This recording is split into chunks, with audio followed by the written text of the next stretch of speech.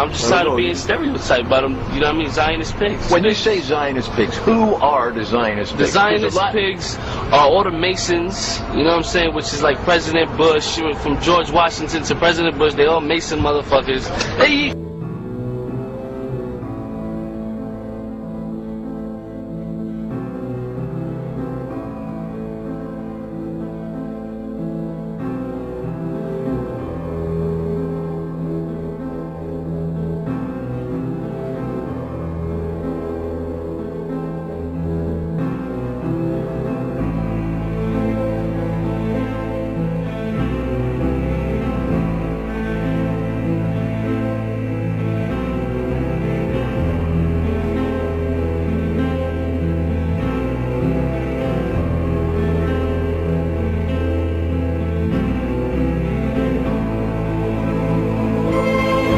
Jews out of 12 million. But today the Jews rule this world by proxy.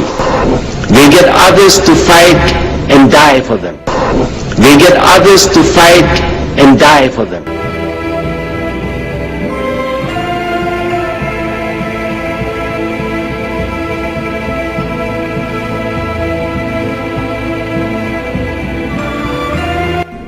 So when innocent Arabs are killed, when they're bombed, maimed, wounded, when they're tortured in places like Abu Ghraib, is it really any surprise that we don't feel any compassion?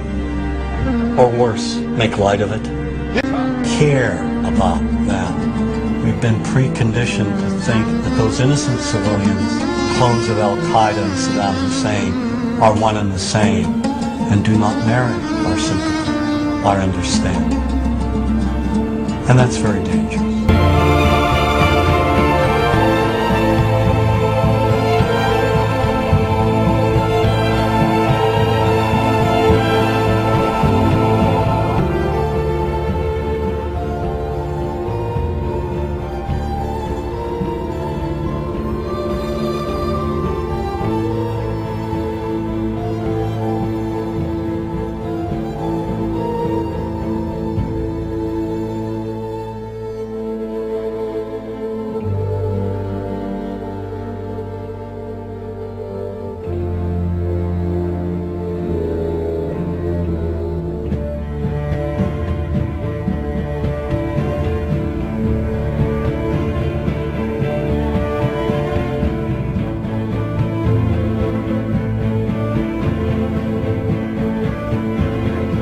In 1993, World Trade Center bombing, remember? During the trial, one of the bombers claimed the CIA had advanced knowledge. The diplomat issued the terrorist visa was CIA. It's not unthinkable they paid the way for bombing purely to justify budget increase. You're telling me that you're going to fake some terrorist thing just to get some money out of Congress? Well, unfortunately, Mr. Hennessy, I have no idea how to fake killing 4,000 people. So we're just going to have to do it real. Oh, blame it on the Muslims, naturally. Then I get my funding.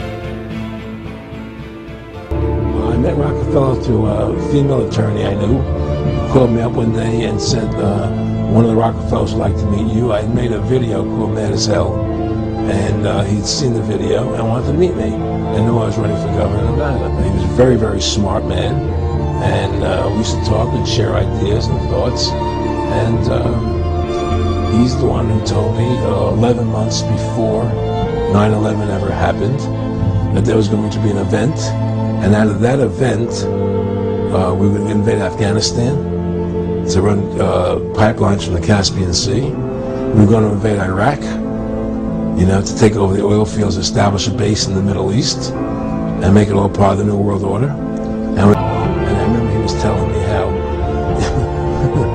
how you're going to see soldiers looking in caves, people in Afghanistan and Pakistan and all these places, and there's going to be this war on terror, of which there's no real enemy, and the whole thing is a giant hoax, but it's a way for the government to take over the American people. He told you it was going to be a hoax. Oh yeah.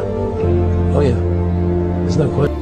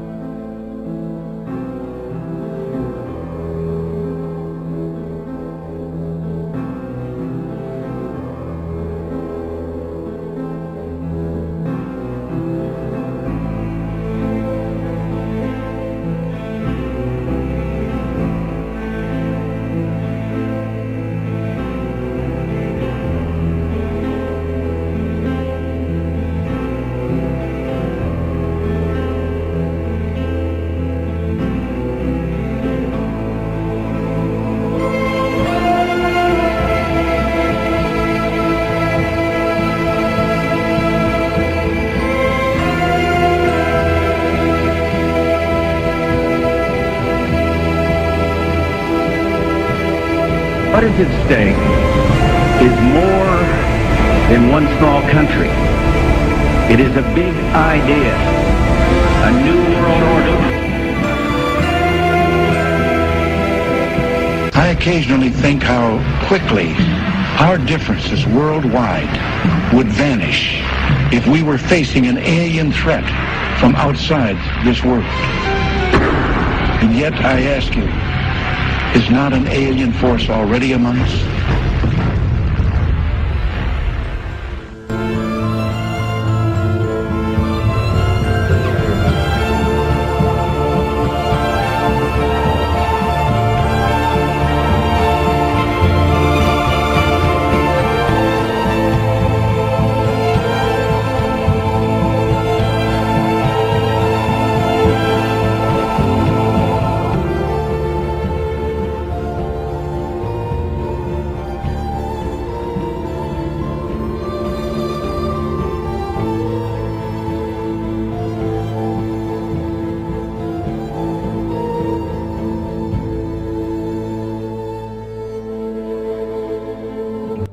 In 1996, the film Independence Day broke all box office records, becoming the 7th highest ranking film of all time. It entranced audiences around the world with a fictional story of an alien invasion on Earth. However, deep within the film's subliminal messages can be found, indicating the Freemasonic presence and the Freemasonic agenda. In the film, there is a military base known as Area 51. It is from here that the military offensive is launched, on which the salvation of the whole world and the future of its inhabitants depends. The entrance to this installation is a pyramid, on which is engraved the symbol of the one eye. The film shows the USA as the forerunner in establishing a global offensive, involving all the nations of the world, an offensive which is devised, controlled and commanded by one man, one overall leader. The film is part of an upsurge in an upsurge of films and television serials on the topics of aliens, UFOs and invasions threatening the whole of mankind. These are gradually fueling the growing interest and public unrest on the issue. This is just one of the many ways in which the Freemasons are paving the way for their global government. The Freemasons are using a number of approaches to drive fear into the hearts of the masses.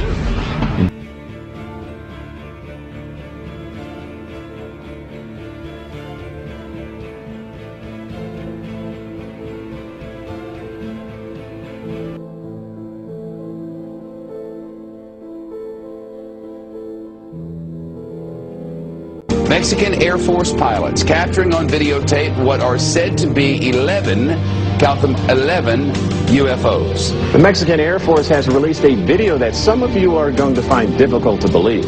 A journalist says it shows images of UFOs tracking a Mexican military plane.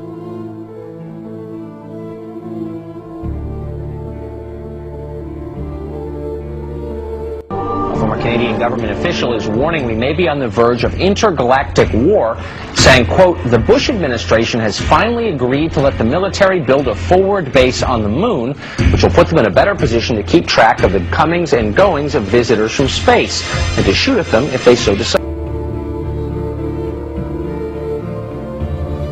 I was introduced to the late Dr. Wernher von Braun in the U.S., the father of rocketry.